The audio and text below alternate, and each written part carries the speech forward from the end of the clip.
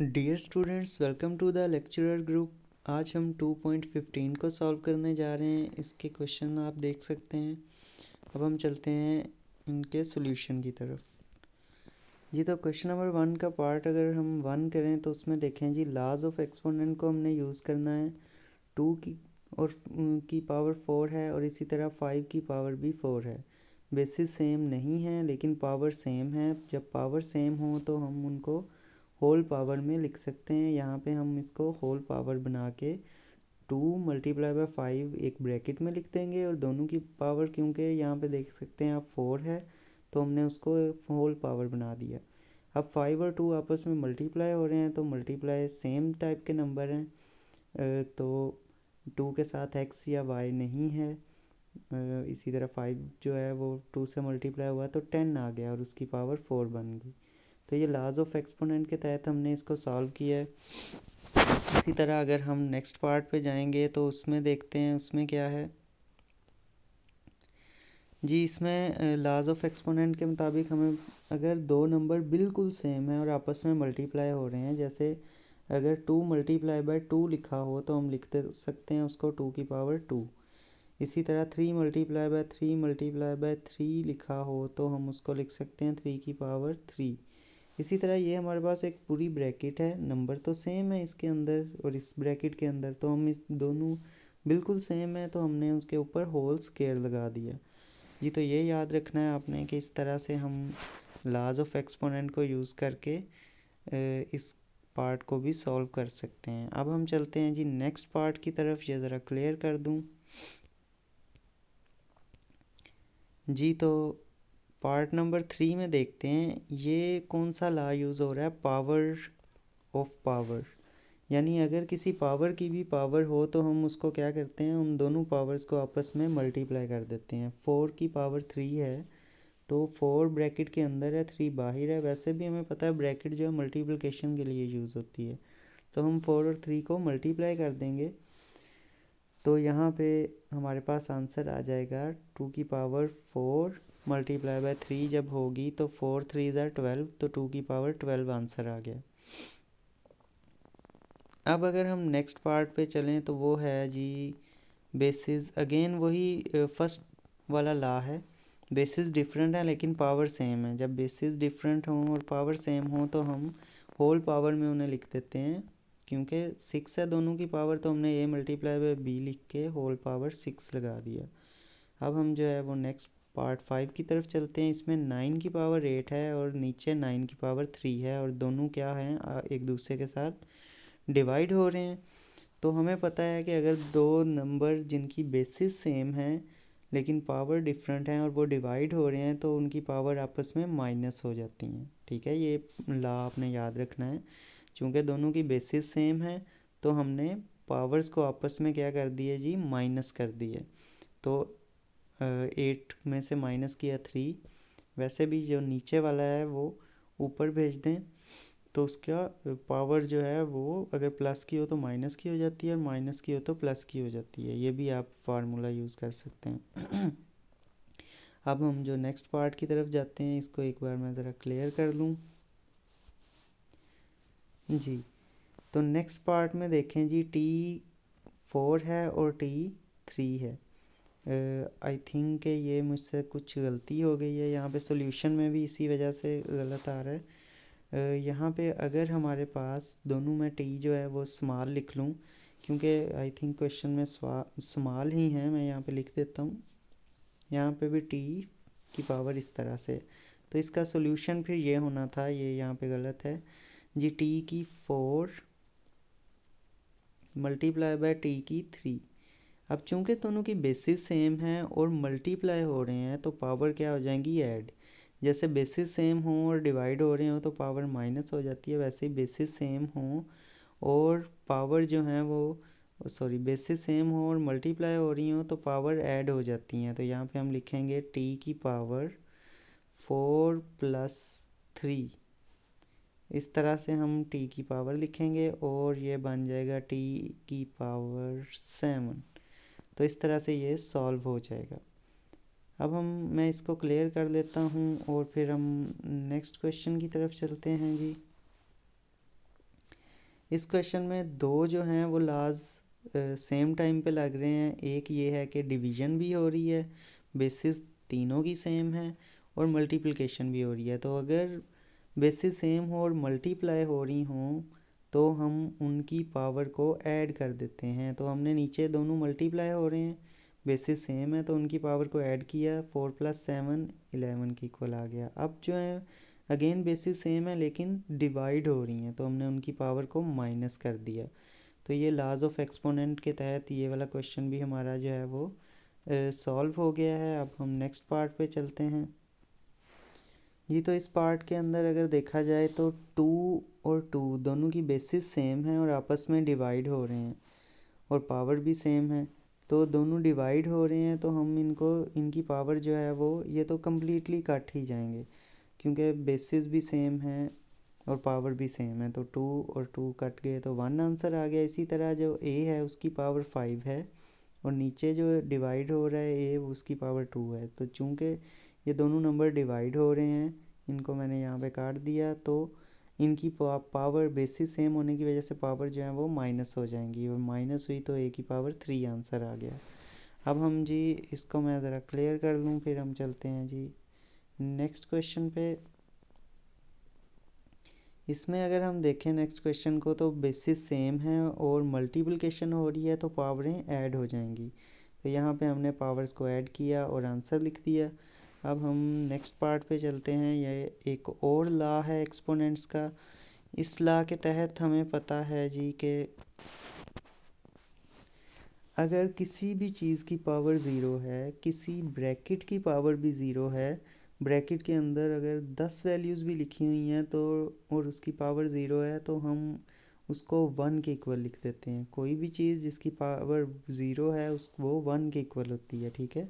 तो यहाँ पे अब 5 की पावर भी ज़ीरो है, 3 की पावर भी ज़ीरो है, तो दोनों को हमने 1 के इक्वल लिखा, 1 को मल्टीप्लाई किया 1 से तो 1 ही आंसर आ गया। अब हम जी नेक्स्ट पार्ट की तरफ चलते हैं। उसमें दो लॉज को लिखा गया है। अब यहाँ पे देख सकते हैं पावर ऑफ पावर का लॉ यूज़ होगा। यहाँ पे 5 की पावर 2 है और 2 की पावर 3 मतलब पावर ऑफ पावर है, तो दोनों पावर आपस में मल्टीप्लाई हुई, 2 × 3 तो 5 की पावर 6 आ गया। अब हम नेक्स्ट देखते हैं जी मज़ीद इसमें क्या किया जा सकता है। आगे मैं एक बार इसको एक क्लियर कर दूं ताकि हम न्यू तरीके से आगे सॉल्व करें। अब यहाँ पे हमारा जो है वो 5 की पावर 6 बन गया है और मल्टीप्लाई बाय 5 की पावर 4। बेसिस हमारी सेम है तो अब हम इन और मल्टीप्लाई हो रहे हैं तो पावर हम इन दोनों की ऐड कर देंगे। अब दोनों की पावर हमने ऐड कर दी तो 5 की पावर 6 + 4। अब नेक्स्ट जो है हमारे पास आ गया 5 की पावर 10 + 5 की पावर 7। अब बेसिस जो है वो सेम है, ठीक है, लेकिन ऐसा कोई लॉ नहीं है हमारे पास कि अगर बेसिस सेम है और हम दोनों को ऐड कर सकें पावरों को या कुछ भी। हाँ, अगर मल्टीप्लाई हो रहा होता तो दोनों की पावरें ऐड हो जाती, लेकिन अब दोनों क्या हो रहे हैं, ऐड हो रहे हैं। तो यहाँ पे कोई लॉ हमारे पास इनको सॉल्व करने का नहीं है। हमें 5 को ओपन करना पड़ेगा, उसको 10 टाइम मल्टीप्लाई करके जो भी है, इसी तरह 5 7 टाइम ओपन करके फिर उनको प्लस कर सकते हैं। यही हमारे पास एक हल है। तो हमने ये वाला क्वेश्चन जो है यहाँ तक ही सॉल्व करना है। अब हम जो है वो नेक्स्ट पार्ट पे मूव करते हैं जी। नेक्स्ट पार्ट है, उसमें क्या पूछा गया है। उसके अंदर जो है वो पूछा गया है जी एक्स की एक तो पावर दी गई है और इसी तरह वाई की, और दोनों डिवाइड हो रहे हैं। बेसिस जो हैं वो बेसिकली सेम है और डिवीज़न हो रही है। तो अब आप देख सकते हैं इसमें क्या करेंगे जी, एक्स और एक्स डिवाइड हो रहे हैं तो इनकी बेसिस सेम है तो पावरें माइनस कर दी, और इसी तरह वाई वाई डिवाइड हो रहे हैं, उनकी भी बेसिस सेम है तो पावरों को माइनस कर दिया। एक्स की पावर भी 1 है और वाई की पावर भी 1 है, तो 1 को ऊपर मेंशन करने की ज़रूरत नहीं होती, तो x मल्टीप्लाई बाय वाई हमने लिख दिया, या एक्स वाई भी आप लिख सकते हैं। अब हम नेक्स्ट क्वेश्चन पे मूव करते हैं जी। तो अब ज़रा थोड़े से कॉम्प्लेक्स क्वेश्चन आने लग गए हैं। अब अगर हम इसी पार्ट को अगर हम देखें तो सेम तरह के नंबर को सेम तरह के नीचे लिख लेते हैं। जैसे 2 और 8 सेम टाइप के हैं तो इनको अलग से लिख लिया, डिवाइड हो रहे हैं। एक्स जो हैं उनको अलग से लिख लिया, वाई वाली को भी अलग से लिख लिया, ताकि हमें वाज़े नज़र आ जाए कि किस वैल्यू को क्या करना है। 2 और 4 सिंपल डिवाइड हो रहे हैं, तो 2 1 ज़र 2, 2 4 टाइम 8, तो 1/4 आ गया। इसी तरह एक्स बेसिस सेम है और डिवाइड हो रहे हैं, तो पावरें क्या कर दी माइनस, यहाँ पे हमने, और इधर वाई की पावरें भी बेसिस सेम है और पावरें जो है हमने माइनस कर दी, इस वजह से जो है वो नीचे वाला वाई ऊपर जाके माइनस हुआ। अब माइनस माइनस यहाँ पे भी माइनस का 4 है, माइनस का 3 है, तो माइनस माइनस हमेशा प्लस होता है, लेकिन बड़ी के साथ माइनस है तो आंसर में माइनस का सिंबल लगा और 7 आ गया। 4 में से 7 गए तो -3 आ गया और 1/4। अब ये याद रखना है कि अगर किसी भी चीज़ की वैल्यू किसी भी चीज़ की पावर माइनस में है, तो हम उसे आंसर में माइनस की पावर में नहीं लिखते, हम उसे प्लस की बना के लिखते हैं। तो प्लस की बनाने के लिए क्या करना पड़ता है, अगर कोई भी चीज़ ऊपर है फ्रैक्शन के और वो माइनस में है, तो हम उसको नीचे भेज देते हैं, वो प्लस की हो जाती है, और अगर वो नीचे है और उसे ऊपर लाएं तो वो ऊपर आके माइनस की हो जाती है। मतलब साइन चेंज करने के लिए हम अगर नीचे है चीज़ तो उसे ऊपर भेज देते हैं, अगर ऊपर है तो उसे नीचे भेज देते हैं। जैसे यहाँ पे देखें y जो था वो 3 जो है वो प्लस का है, लेकिन जब ऊपर हमने भेजा तो यहाँ पे आके देखें उसकी पावर माइनस हुई। तो जब भी चीज़ की पावर फ्रैक्शन के ऊपर से नीचे जाएगी या नीचे से ऊपर जाएगी तो वो उसका साइन चेंज हो जाएगा। तो अब यहाँ पे हमारे पास x भी -3 पावर में है, y भी -7 पावर में है, तो हमने दोनों को जो है वो नीचे भेज दिया, ऊपर सिर्फ 1 रह गया और नीचे 4x³ y की 7 आंसर आ गया हमारे पास। अब हम चलते हैं जी नेक्स्ट पार्ट की तरफ।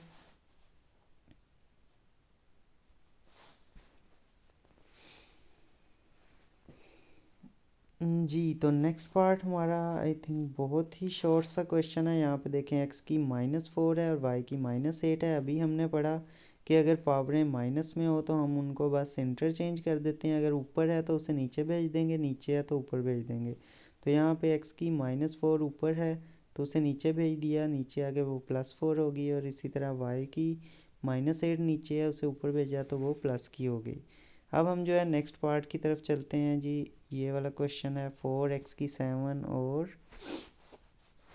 इसी तरह 2x की 4। अगर हम देखें जी इनको भी सेपरेट करके लिख लिया, 6 और 2 आपस में डिवाइड हो रहे हैं, 2 1 ज़र 2, 2 3 ज़र 6, तो हमने वहाँ पे हमने 3 लिख लिया। इसी तरह जो है बेसिस सेम है तो पावरें जो हैं डिवाइड होने की वजह से माइनस हो गई और 3x³ हमारे पास आंसर आ गया। अब हम चलते हैं जी नेक्स्ट क्वेश्चन पे। 27 की पावर जो है वो -2/3 है।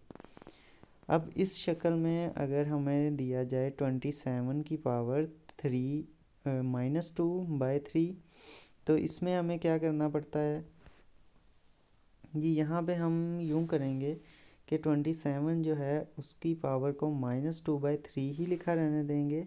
पहला काम उसमें हमें ये पता होना चाहिए कि 27 को हम 3 का क्यूब भी लिख सकते हैं। कैसे जी, फैक्टर ले लेते हैं ऐसे अगर नंबर हो तो 27 3 9 ज़र 27, 3 3 ज़र 9, 3 1 ज़र 3 जी। तो हमारे पास यूँ फैक्टर आ गए 3 की पावर 3, 27 की जगह हमने 3 की पावर 3 लिख दिया। अब हमने जो ये वाला नंबर है इसके अंदर 27 की जगह क्या पुट कर दिया, 3 की पावर 3। ठीक है, अब यहाँ पे देखें जो हमने पावर ऑफ पावर में ये पढ़ा है, इसको मैं यूँ बड़ा करके लिख देता हूँ 3 की पावर 3। अब ऊपर है -2 तो इट्स मीन -2 से ये मल्टीप्लाई हो रही है और नीचे डिवाइडेड बाय 3 है। तो अब ये वाला 3 इस 3 से कट गया क्योंकि ये आपस में डिवाइड हो रहे हैं और 3 की पावर रह गई सिंपल -2। अब मैंने आपको बताया था कि -2 में जो है हम किसी भी चीज़ की पावर को आंसर में नहीं लिखते, माइनस की शक्ल में हम हमेशा प्लस में करते हैं। तो प्लस में करने के लिए हमने उसे 1 के नीचे भेज दिया। तो अब जो है फ्रैक्शन में ये ऊपर है, जिसके नीचे कुछ नहीं होता उसके नीचे हमेशा 1 होता है, इसलिए हम इसको उलट देंगे तो 1/3 का स्क्वायर आ जाएगा। अब जब 1/3 का स्क्वायर आया तो उसका स्क्वायर ओपन किया तो 1/9 आंसर आ गया। तो इस तरह से ये वाला सवाल भी हमारा सॉल्व हो गया। अब हम नेक्स्ट पार्ट की तरफ चलते हैं जी। वो है जी क्वेश्चन नंबर 5 हो जी। तो ये क्वेश्चन भी जो पार्ट 5 है ये भी पहले क्वेश्चन से मिलता जुलता ही है। 32x की 10 है, तो हमने 32 का जो है वो फैक्टर बनाए कि क्या बनते हैं। 32 के फैक्टर हमने इस तरह से 2 पे डिवाइड किया तो 16 आया, 16 को 2 पे डिवाइड किया 8 आया, 2 पे डिवाइड किया 4 आया, और इसी तरह जब 2 2 ज़र 4 आ गया और 2 1 ज़र 2 आ गया। इस तरह से हमारे 2 की पावर जो है देख सकते हैं कि 5 आ गई है। तो अगर हम देखें ये जो होल पावर है इसका यही मतलब होता है कि ये इसकी भी पावर है और ये इस नंबर की भी पावर है, ये दोनों की पावर है। तो 32 पे हमने अलग से लिख ली, x पे हमने अलग से लिख ली। ठीक है, x की 10 भी पावर है, तो पावर ऑफ पावर के मुताबिक ये दोनों आपस में मल्टीप्लाई होंगी। तो हमने 32 की जगह पे 2 की पावर 5 लिखेंगे। यहाँ पे अब क्या हुआ है इसको मैं यहाँ पे एक्सप्लेन करने लगा हूँ। 32 की जगह हमें पता है कि 2 की पावर 5 है, और उसके बाहर जो पावर है वो क्या है 2/5, 2/5। अब ये वाली जो पावर है इस 5 से कट गई और 2 की पावर सिर्फ 2 रह गई, यहाँ पे हमने लिख दिया। इसी तरह जो 10 की पावर x की पावर 10 है वो नीचे वाले 5 से जब कटी तो 5 1 ज़र 5, 5 2 ज़र 10, और 2 अब ऊपर 2 हो गए हैं तो दोनों मल्टीप्लाई हुए तो 2 2 ज़र 4। तो x की पावर इस तरह 4 आ गई, तो 2 की पावर ओपन की हमने तो वो 4 के इक्वल होता है, 4x की 4 हमारा आंसर आ गया। अब हम नेक्स्ट पार्ट पे चलते हैं, इसको ज़रा मैं क्लियर कर लूँ जी। तो अब मैं इसको क्लियर कर चुका हूँ। अब हम नेक्स्ट पार्ट पे आ गए हैं। यहाँ पे अब हम देखते हैं 81 a की 4। अब यहाँ पे मैंने अभी आपको पिछले पार्ट में भी बताया कि ये जो पावर है इसका मतलब है ये इसकी भी पावर है और ये इसकी भी पावर है। तो 81 के ऊपर अलग से लिख ली और a के ऊपर हमने इसको अलग से लिख लिया। 81 के मैंने आपको बताया है कि कोई भी बड़ा नंबर हो तो उसका हम जो है वो फैक्टर लिख लेते हैं जी। 2 पे तो नहीं होगा ये, या ये 3 पे हो सकता है या ये 9 पे हो सकता है। तो चलें अब हम 9 पे कर लेते हैं। 9 9 ज़र 81। अच्छा, अब मैंने 3 पे क्यों नहीं किया जबकि मैं कर सकता था। तो बेसिक बात ये है कि ये जो नीचे पावर है ना हमने इसको ख़त्म करना है। 3 की पावर 2 जो नीचे है बेसिक हमने इसको ख़त्म करना है। तो इसको ख़त्म करने के लिए हमारे पास ऊपर 2 लाना है, तो वो 9 से ही 2 आ गया। 3 इस पे भी आ जाता लेकिन वो ज़रा लेंथी हो जाता हमारे लिए, तो ये वाला 2 आ गया जब। तो ये हमने लिख दिया 81 की जगह 9 का स्केयर। अब बाहर क्या है इसके 3/2, तो ये 2 इस 2 से कट गया, 9 का क्यूब आ गया हमारे पास। इसी तरह ये वाला जो 2 है नीचे ये डिवाइड होगा ऊपर वाले 4 से, तो 2 2 ज़र 4 आ गया, 3 2 ज़र 6 बन गया, ए की 6 आ गई। अब 9 का क्यूब ओपन करेंगे तो 729 ए की पावर 6 आंसर आ जाएगा। अब मैं इसको क्लियर करके तो नेक्स्ट क्वेश्चन की तरफ आपको लेके चलता हूँ जी। तो क्वेश्चन नंबर जो 7 पार्ट है इसको सॉल्व करते हैं अब हम जी। तो 7 पार्ट के मुताबिक आप यहाँ पे देख सकते हैं ये डॉट डॉट डॉट जो है इनका मतलब है मल्टीप्लिकेशन। अब हम देखते हैं क्या x की वैल्यू एक ही है या कहीं और भी है। ये भी है x की वैल्यू, ये भी x की वैल्यू है, इसी तरह ये एक y की वैल्यू है, ये भी y की वैल्यू है। मल्टीप्लिकेशन हो रही है और सेम टाइप की बेसिस हैं तो पावर्स क्या हो जाएंगी ऐड। अब यहाँ पे 2 भी दो जगह पे, एक यहाँ पे एक यहाँ पे, तो सबसे पहले हमने 2 2 को लिख लिया। फिर x वाली जो पावर्स हैं चूँकि x सारे मल्टीप्लाई हो रहे हैं आपस में दोनों, तो दोनों की पावर को हमने ऐड कर दिया। और इसी तरह y भी दोनों मल्टीप्लाई हो रहे हैं तो y की पावर को भी ऐड कर दिया। तो 2 2 ज़र 4 बन गया। x की पावर जब ऐड हुई -2 + 3 तो 1 रह गई और y की पावर 3 बन गई। अब हमारे पास 4xy का क्यूब आंसर आ गया। इसी तरह अब हम 8 पार्ट की तरफ चलते हैं जो कि आई थिंक हमारा लास्ट पार्ट है आज की इस एक्सरसाइज का। तो जी अब हम अपने लास्ट नहीं उसके बाद भी है, सॉरी, तो जी अब हम इसको देख लेते हैं, इसमें क्या करना है। यहाँ पे देखें जी 2 की पावर 5 है, पावर ऑफ पावर है, तो 5 को 2 से मल्टीप्लाई किया और हमने उसको 10 बना लिया। इसी तरह जो 8 की पावर 3 है और 7 की पावर -1 है। 8 जो है वो एक कॉम्प्लेक्स नंबर है, उसको हमने एलसीएम लिया, फैक्टर ले लिए उसके 8 के भी हमने। 2 4 ज़ार 8, 2 2 ज़ार 4 और 2 1 ज़ार 2, तो 2 की पावर 3 आ गई। हमने इस तरह से लिख लिया 8 की पावर 3 को, 8 की जगह हमने 2 की पावर 3 लिखा, और बाहर वाला जो 8 की, क्योंकि हमने 8 के फैक्टर लिए ना, तो 8 की जगह हमने 2 की पावर 3 लिखना है, बाहर वाला 3 जो है वो एज इट इज़ रहेगा। तो ये बन गया 2 की पावर टोटल 9, 3 से मल्टीप्लाई हुआ तो 9 बन गया। तो अब हमने यहाँ पे देखा 2 की पावर ऊपर हमारे पास 10 हो गई है और नीचे हमारे पास 9 हो गई है, तो बेसिस सेम है, तो पावरें आपस में डिवाइड होने की वजह से पावरें माइनस हो गई। और इसी तरह दूसरा 7 जो है उनकी भी बेसिस दोनों की जो है वो सेम है और डिवाइड हो रहे हैं, तो पावर क्या हो जाएंगी एक दूसरे के साथ माइनस। अब माइनस तो हुई है पावर, अब लेकिन ये जो नीचे वाला माइनस था 3 जो है -1 हुई पावर, इस तरह हुई ना 7 की पावर 3 ऊपर -1।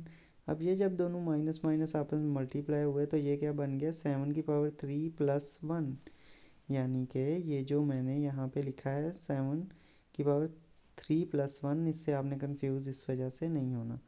अब 2 की पावर जो 1 है वो 2 ही के इक्वल है, और 7 की पावर जो 4 है उसे आप ओपन कर सकते हैं और उसको भी प्लस भी कर सकते हैं बाद में।